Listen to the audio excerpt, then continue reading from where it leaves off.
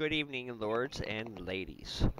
My name is DJ Craigie with my amazing wife and co-host, Ming Chow Neapolitan Wu. We are here with a very, very special guest. Please welcome our source. Hey, thanks for having me back on the show. It's been a while. Thank you so much for coming. We have been dying to speak to you, literally. Well, I hope you don't die. The community is so excited. It's an honor. Thanks for coming. No problem. I'm sorry I wasn't able to make it over the weekend. Well, no problem. I mean, nothing more to be said. Yeah. Exactly. So, yeah. We'll jump right into it. Everybody is dying to know about these new political factions and what it means to the system, to the clans as well. Could you please tell us how you came up with the concept and maybe a brief description of your vision for the future and utilizing how these work? Yes. Well, I suppose you're probably talking about two separate things here. So I'll tackle the first one first because that's happening. And that is the actual factions within the GCSC. So what happened here, and this is not entirely my idea, but I took an idea that was already out there and just expanded upon it.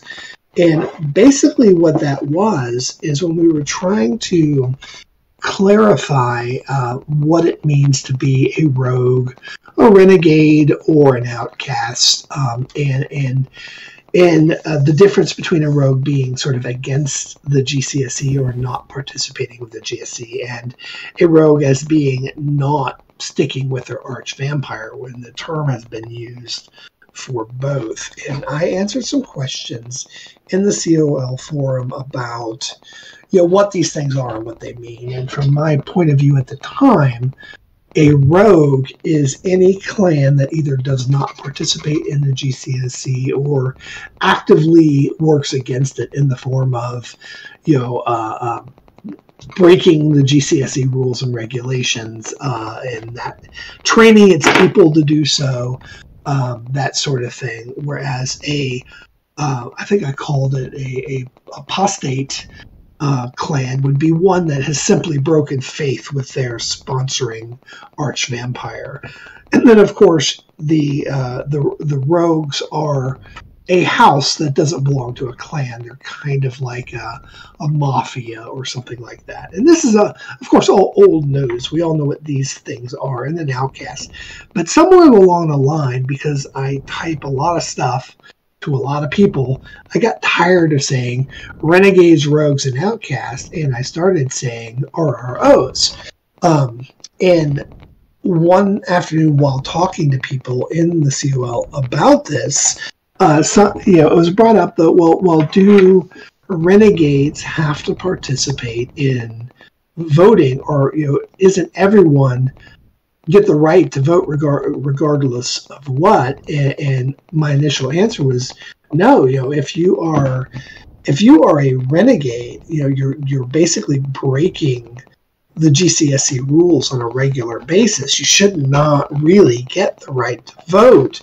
And it was brought up that, oh, no, we've made it so that the renegades are their own political party within the GCSE. And I kind of like that idea, even though I have been sort of hard set against making the GCSC anything like a federal government over all vampires. It's meant to be more of a UN, but I kind of like the idea of political parties within that. So we kind of re-architected all these things to come up with the idea of voting blocks within the GCSC. So what we have now is sort of a division. Well, we'll start out by talking about like the traditionalists and the Kabbalists. These are members of the GCSC who, are kind of supportive of the GCSC and or of the arch that they belong to, and they stick to the traditional, power structures within the established vampire community, but there's now another political party called I forget what we called it.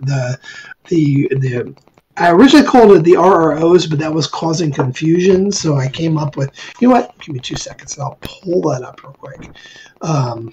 You know what? I've actually got it right here. Where is it?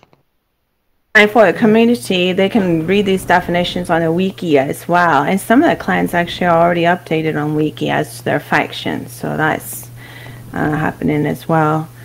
Oh, that's right. Yeah, and we there we go. Factions. Select rows. So I pull up the list right now. So currently we have the traditionalists. That's the TRs. We have the Renegade Advocacy faction, which is the RAFs. We have the Arch Kabbalists, and we have the Apostate Clans Coalition, and then we have the Globalists. And I am not super set on what these definitions mean, as I have stated in the COL, as it is up to the group that forms these factions to identify what they really mean and to elect their representatives and all that. But the real meat of it is that these are like sub councils within the GCSE that should act as a voting bloc. So if, say, the Renegade Advocacy faction, which is ostensibly in support of renegade outcasts and rogue rights, and enthusiastic about the role play as one of those, yet they're not necessarily one themselves. Can be a renegade clan can still have its voting rights if it's not been declared enemy of state or what have you, or it's not been declared renegade by the GSCSC, only by the clan itself. In those sort of situations, they may still be in the advocacy faction and participate. But if their voting rights are removed, they can still participate in the discussion and the dialogue and the referendum leading up to any vote. And then hopefully the people in that faction can, then be in support of that overall position. And like we said, the traditionalists and the Arch Kabbalists are very similar in the fact that they support the traditional rule structure of the GCSE, but one of them is going to be more leaning towards loyalty to an arch, whereas the other one is more leaning towards clan sovereignty as being the global, what's the word I'm looking for, ideal. The apostates would be clans that focus on independence away from the arches. And then I do not know off the top of my head what we decided to use for globalists. But, I remember. Globalists do, in fact, want to see the GCSE become a federal government over all vampire clans. So that's kind of what those are. So that's generally the idea. Is that we have these parties that can work together on legislation. Still, the entire GCSE does vote, but if you're in a faction, you should be coordinating with your faction in order to try to implement positive change in the community, just like a regular political party would. The other thing is what I recently brought up as a potential idea is this dominions, and that is, I've recently had a slew of conversations about the current clan authorization process, and some people feel that it is unfair to have the archers choose, whereas I and the Diabolics feel that, we put the arches in that position for a number of reasons that have largely been successful. Are there exceptions where it's been a problem? Yes. There's been a couple of times where a given arch is on the outs with, all of the other arches, and they have then not been able to get a single clan, approved, no matter how worthy the applicant was, just because that happened to me actually. So that is one story. Yeah. You're not the only one. There's been a few, And then and then there are simply potentially worthy people who all of the arches do not like. So and I am not at this point making any judgments about who is worthy and who is not. The reason I put the arches in charge is, and not the diabolics, is one, the diabolics have other important things that need to be doing, but the arches are far more plugged into the community than the rest of us are. They are sort of the highest level that kind of knows all the people and, you know, how they behave and who is stepping up and trying to be a positive member of the society, who is a leader that people want to follow, and that sort of thing. And also by giving them that authority, it's kind of caused them to work together and reduce a lot of the unnecessary conflict in the community. So it's been successful, but it's had its issues. So as a result, the other day I came up with this idea that what if there was another kind of organization in Progeny that is above a house in prestige and authority, but not a clan. And then I came up with the idea of this dominion, which is effectively, you know, like a super syndicate or you know, a serious, you know, it's an underground nation. You know what I mean? It's not recognized by Vampire Society as a country, you know, of vampires, but it is sort of recognized because they are still a political power to reckon with. And the idea was that you could have rogue houses joined together under a specific leader, and then that could potentially create this other thing.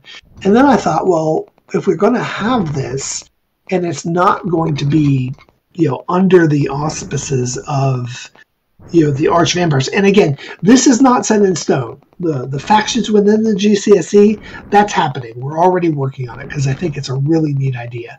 I think is also a neat idea, but it needs more thought to make sure it's not going to break the community. But I think right now, based on the feedback that I've gotten and the ideas that I've kind of got kicking around, is this is going to open up the door for a whole lot more role play. Yes, the potential for more conflict, but hopefully that conflict will be at a political role play level moreover than, you know, sort of the griefer kind of issue that we have had, where, you know, role play, or rather the gamer element of the community, some of them kind of take things maybe a little far and cross over that line into, you know, I don't think those hardcore gamer types, the ones that just want to fight, are going to be all that interested in this, because this is still going to be, well, maybe they will be, maybe I'll be pleasantly surprised, but this is still going to be a role play base, but hopefully on the non-GCSE independent vampire family kind of side of the system. That makes any sense. Yes, it does. It sounds exciting. Yeah. No, I haven't figured out dynamic. I haven't figured out how exactly these charters will be granted. The only thing I know is there's going to be unlike clans, which flat out have a sovereign. In theory, a clan can be ruled by a council, but really one person owns it. Period. And then they can decide how that clan operates. These dominions will actually have an option. They can be a monarchy or they can be a council run thing, and that will be decided in the charter when it is created. And these can be destroyed through war and combat. So potentially, I haven't quite decided that yet, but I think that doing that would make it even more exciting.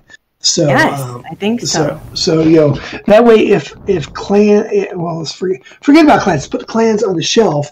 If dominions start warring with one another, they could have some real outcomes. You know what I mean? Rather than, oh, we just annoy each other until everyone gets tired of it and we do something else. You know what I mean? They might have some serious goals with regards to it. So yeah, I guess that pretty much covers it. I know there's a lot of information on both the factions and these dominions that we're talking about, and a lot of stuff is in motion. So I don't know exactly what either of them are fully going to look like when they get, implemented, but, and assuming that they both do get implemented. But I think I'm kind of leaning towards it at this point. It sounds very exciting. I'm very interested to hear more about this as it evolves. Super excited. Yeah. Yep. So, well, I'll come back on the show and let you know more as I know more. So. Yes, as it develops, please do. Okay. Alrighty. So this new updated HUD, what's it going to be like? Everyone's dying to know that too. Well, the update to the HUD started out as something I thought would be a quick couple of hour tweak because of these new factions and some of the requirements that came out of that conversation, like the whole idea of enemy of Vampire Society or enemy of state flags not showing up in current scans.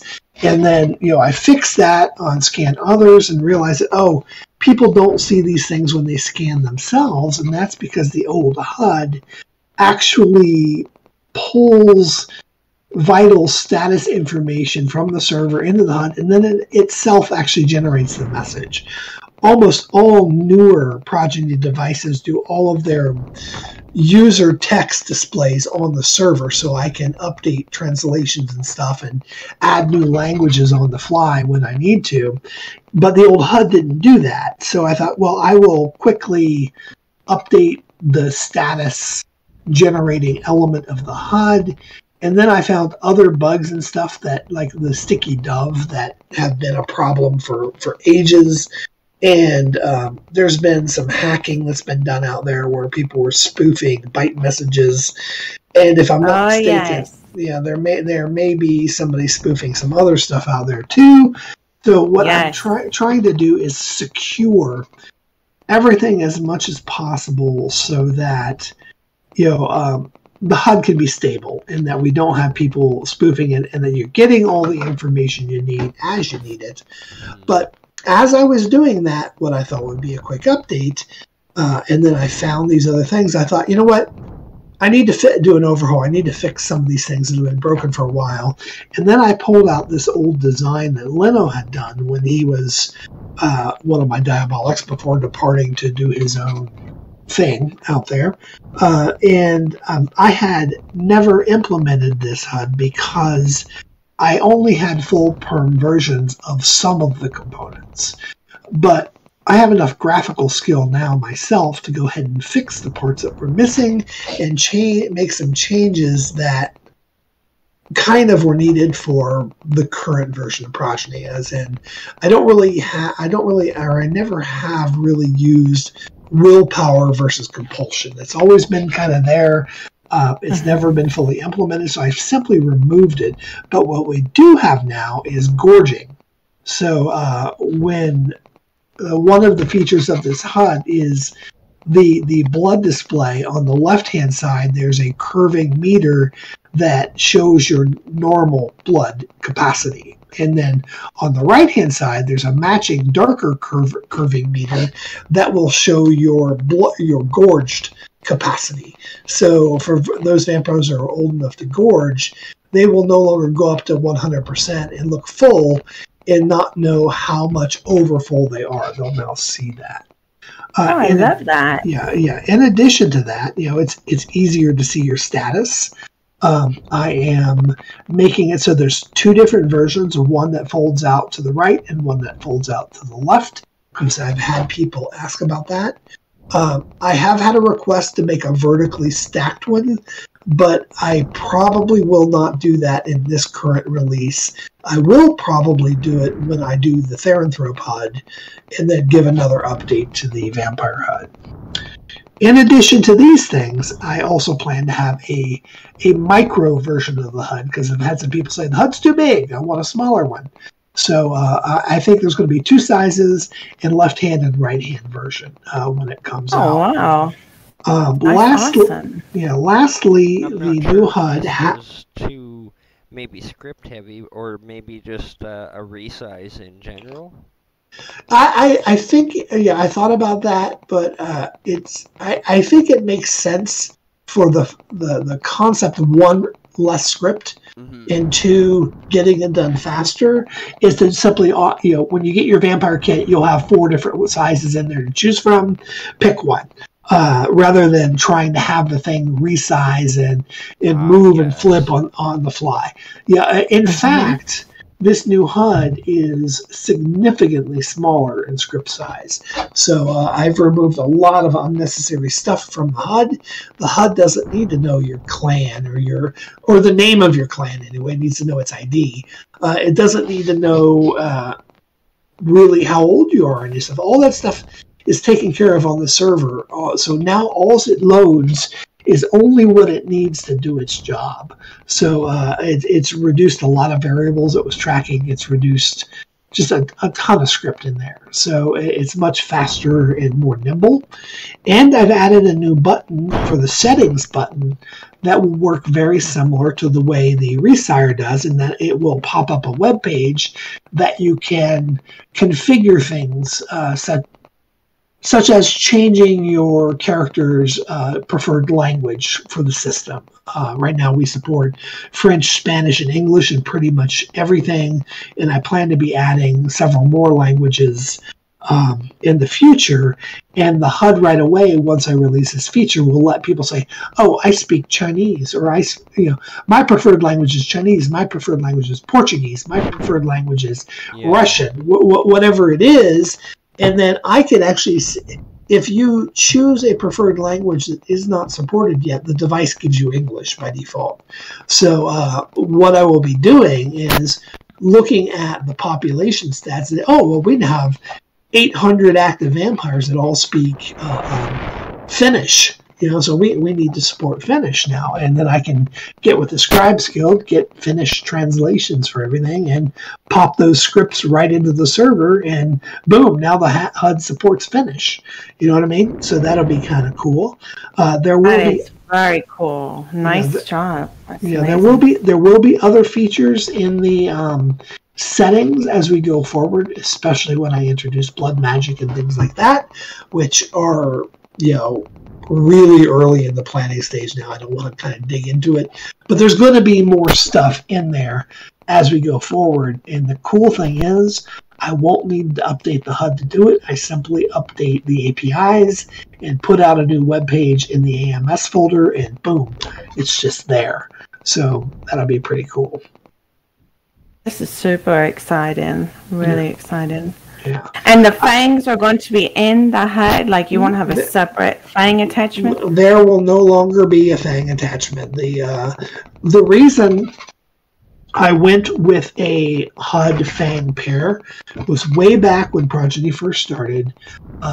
With the first HUD, there was no fangs. You could put fangs on, but there was no fang element that was officially part of the system. And somebody figured out that because at the time I believe the HUD was full perm, scripts weren't, but the HUD was, they could copy the byte script and dump 10 copies or 100 copies into their HUD, bite somebody once and drain them in like 10 seconds. And once I figured out what they were doing, I created the HUD fang pair as a sort of anti-tamper measure, because no matter how many scripts, how many HUDs you have attached, or how many fangs you attach, or how many scripts you put in them, only one is ever actively paired at any given point. So you add a new one, it takes over for the old one. Add another one, it takes over for that one.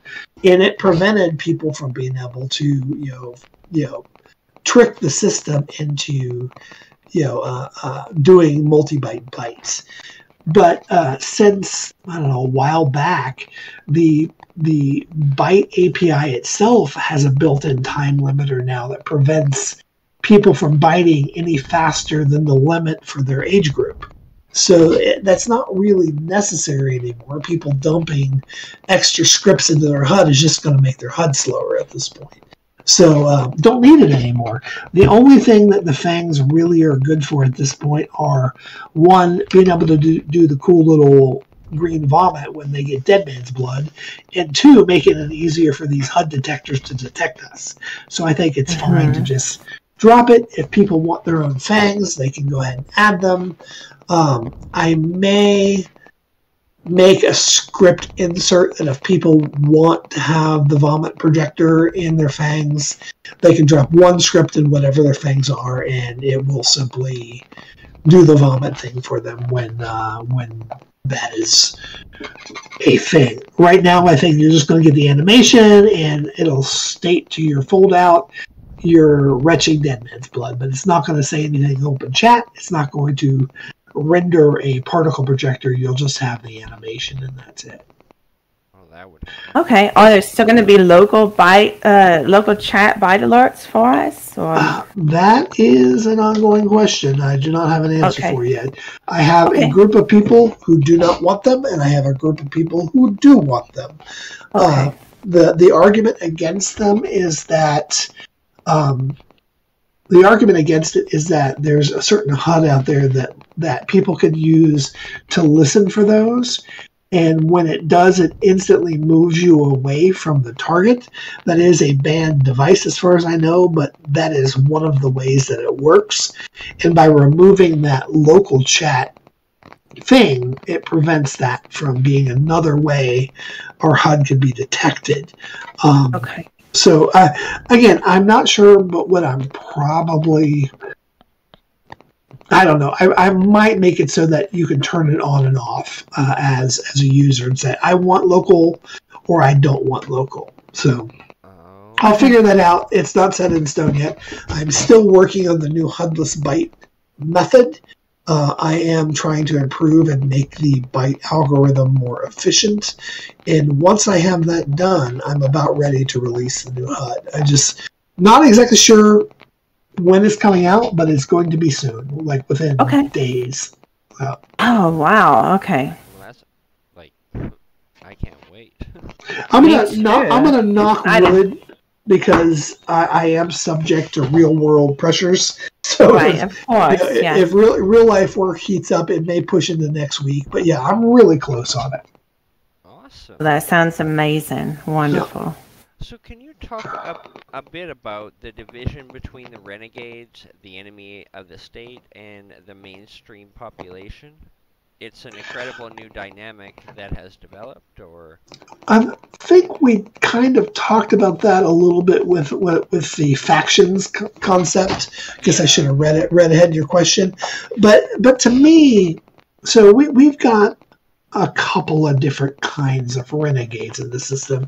And as I said before, being a renegade just means that either you do not participate in the GCSE, you actively work against the GCSE, or you are found guilty of breaking GCSE rules sort of in a wanton manner. We had an issue a while back that it was reported to me that I was unaware of at the time, of clans declaring themselves renegade and then declaring themselves not renegade, sort of willy-nilly, so that they can vote on this and not vote on that, and do what they want and then not have any repercussions. And my response to that is, oh, sure, a clan can declare itself renegade at any time, but really what matters is when the GCSE declares a clan renegade. In that case, the clan cannot restore itself to good standing with the GCSE. It requires a petition, say, hey, I go up to the chair and say, my clan's been good for 6 months. I would really like to be back in good status with the GCSEs so I can vote and attend meetings and all this sort of thing. The GCSE then puts it to a vote, and if people feel they've turned over a new leaf, let them back in. So the difference is now that, you can declare yourself a renegade, but it doesn't really count. It'll be in your state, what have you, but it won't count unless you start doing bad stuff and declared renegade. And if you're doing really bad stuff, if you're doing really bad stuff and breaking laws and training your people to break the laws and causing conflicts, then the GCSE can declare you an enemy of vampire society. This is different than an enemy of state. Enemy of state can be applied to an individual within a clan or without. It's one person, one vampire that is causing a problem, whereas an enemy of vampire society is a renegade clan that is the worst of the worst, according to the GCSE, not necessarily according to everybody else. And once you are EOVS, you're no longer really allowed to participate in the GSC in any way because you basically don't have any respect for it anyway. So that's kind of where we are with that. And like I said in the previous discussion, I'm now looking at ways to give renegades, well, maybe not so much a renegade clan, but rogues and outcasts, another option than clanhood, which would be these dominions we've been talking about. So why do we have this issue? That the division between, why do we have renegades? There are a number of reasons. Number one, some people just do not want to, they don't want to be under any authority other than their own clan. And those are, for the most part, fine. They keep to themselves and they don't bother anybody, but they don't participate. Still renegade because they're not participating. The other kind is, they participate, but they disagree with the rules, so they break the rules they disagree with, and, that's sort of the more negative kind. And then the third kind just basically disagrees with the GCSE as a concept and, push against it. They may or may not be an enemy of state, or an enemy of vampire society, but they're actively working against the concept. So that's kind of where those divisions come from, and that of course is it may or may not be to do with the division in our culture, which is the lifestylers versus the gamers versus the role players, and not seeing eye to eye there. But mostly it boils down to people who do not want to be under others versus people who disagree with how society should be run as a whole. Mm-hmm. Does that make sense? Yes, it does. Absolutely. Yes. Okay. So then, do you want to talk a little bit about the Therianthrope HUD and how that's coming along, the progress? Well, I did mention to you guys before we started this conversation that it is kind of on hold. I did make a promise at the beginning of this year that I would get Therianthropes into the mix officially this year. But then the system got attacked with this whole DDoS thing, got us kicked off of our server, caused me to do freaking more than half a year and still ongoing repair work. I have not managed to get back to that project yet, but a big part of what I'm doing with this new Vampire HUD update is laying the groundwork for what's going to come into play with the Therianthropes, and that is this concept of corpus, which is a physical health that all creatures have, vampires included. Vampires, once this comes into play, will be able to heal physical damage by burning blood and potency. Again, this will be a new button on the HUD at that time, but right now I'm putting the stats and the infrastructure in place for it, because Therianthropes, lycanthropes, do not drink blood the way vampires do. Vampires, traditionally in Progeny, I simply use the blood as a health bar, but once we have physical attacks worked into the system, that doesn't really work. So when this comes to play, vampires will still bite vampires as direct blood attacks, but vampires will also be able to do physical attacks versus other vampires and Therianthropes and humans and what have you. And the cool thing there is then we can do the more fictionally appropriate. The vampire's blood gets consumed in healing themselves. You will see the wounds just disappearing, but then the vampire is very hungry, that kind of thing. Oh, that's very cool, like a frenzy. Yeah, so I don't have any time frame on delivery on this stuff, but the infrastructure for it's already in the new HUD, and so when I start building the Therianthrope HUD again, I've already got the stuff there for it. Okay, so the foundation is being laid out. So, folks, it's coming. Don't give up. Yeah, I haven't forgot about you, Wolfie people. And I still have a promise out there for you, but I'm getting to it. I'm just one of me. I can only do so much in a given day. Amen, sir. And we appreciate all you do for us. Well, our blood tastes so good. I don't know. Now they're going to send me hate mail. Bacon, man, bacon. Well, I gotta say, our blood source, it has really been an honor to have you on here again. Far too long in between, so hopefully the next one will be a lot sooner. Yeah, hopefully. Maybe as soon as I get this new HUD done.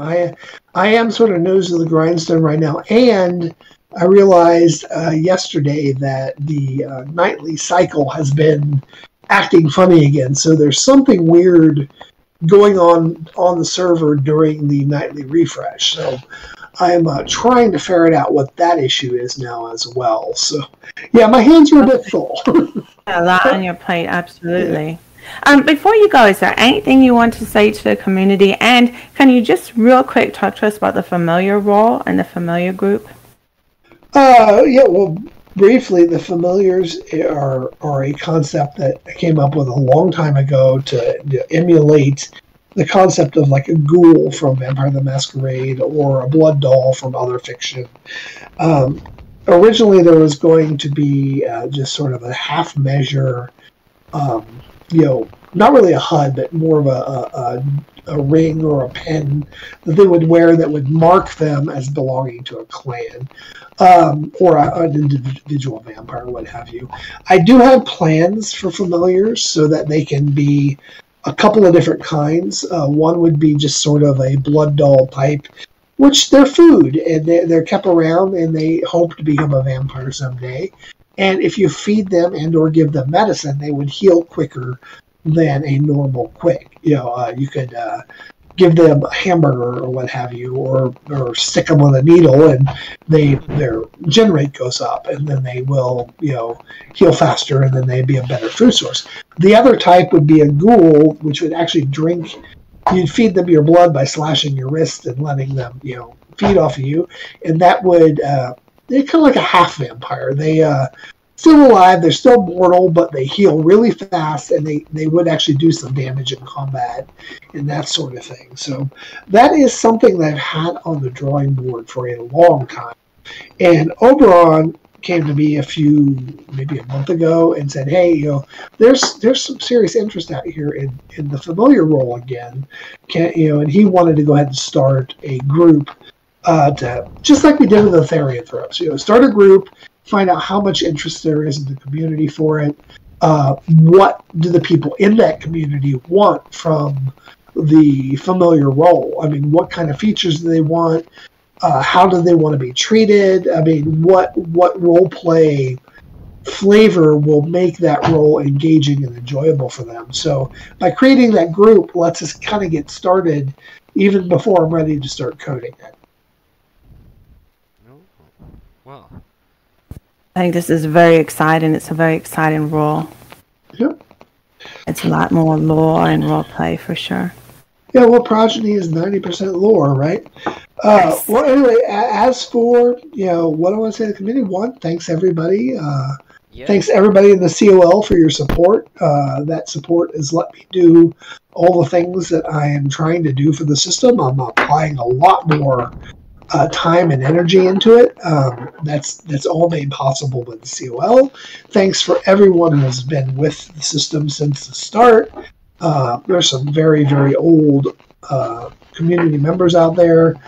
I really appreciate the loyalty. I am looking at trying to do some things for those who are naturally aged within the system. I haven't quite figured out what to do there yet, but I am working on it. Thanks for everyone for sticking with me through all the DDoS attacks and outages and everything that we had while that was going on with the server move, and being patient with me while I continue to restore the elements that haven't been fixed yet. So, again, like I said, I'm one guy trying to get everything done. I do have my diabolics, but their main role is to act as support and help. I'm the only one doing the coding. So, it takes time and it takes energy. Yes. Well, it has been a real honor as always, and like I said, hope to see you a lot sooner, and I'm glad you enjoyed your trip. Thank you. Yes, me too. Thank you. Thank you so Bye, very guys. much for coming out and doing this. Thank you. Catch you next time. And vampires, good hunting.